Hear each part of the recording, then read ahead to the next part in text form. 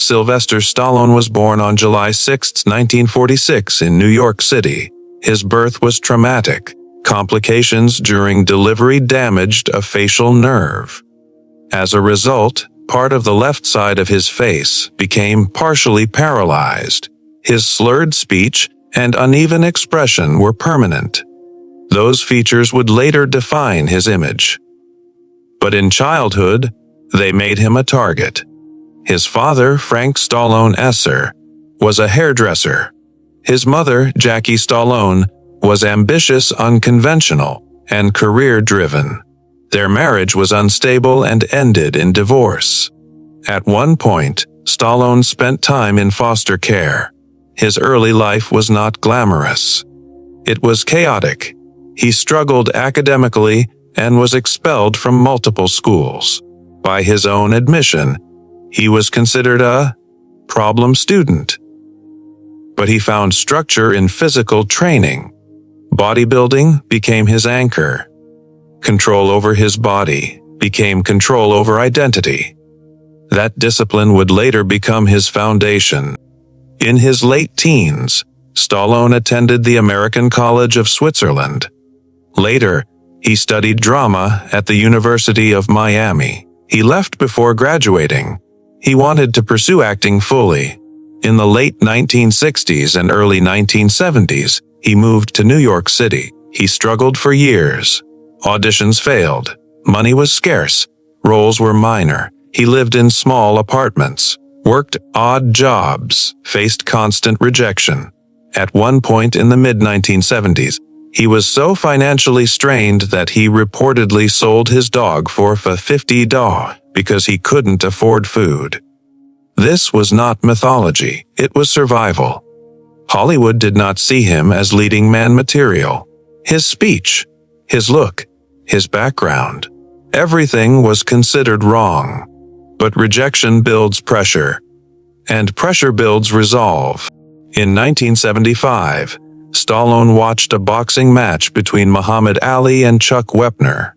Wepner, an underdog, went the distance with Ali. The story struck him deeply. Within approximately 3 days, Stallone wrote the screenplay for Rocky. Studios liked the script. They offered money. But there was one condition: he could not star in it. He refused. He was unknown. He had no leverage. He was financially desperate. But he believed that if he sold the script without himself as the lead, his acting career would never break through. Eventually, United Artists agreed to produce Rocky with Stallone starring, on a relatively low budget. Rocky was released in 1976. It became a massive success.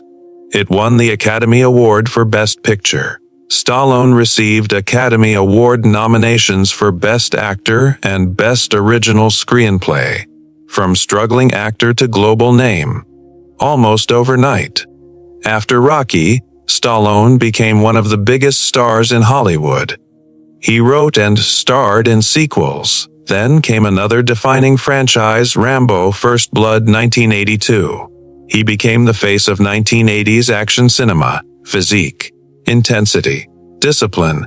He was no longer the rejected outsider. He was a global action symbol. But massive fame comes with volatility. In the 1990s, several of Stallone's films underperformed. Critical reception declined. Public taste shifted. He was seen as a relic of the 1980s action era. Box office numbers dropped.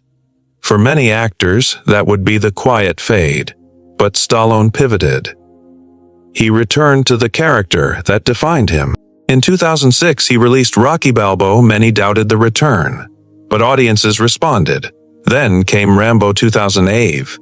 Later, the Expendables franchise. Stallone repositioned himself, not as the invincible young action hero, but as the veteran icon. Longevity replaced trend chasing. He proved something critical: relevance is not permanent, but reinvention is possible. From a child born with facial paralysis, to a rejected struggling actor, to writing Rocky in 3 days, to global icon, to decline, to come back. The pattern is not luck. It is refusal to quit. Stallone's greatest strength was not muscle. It was persistence.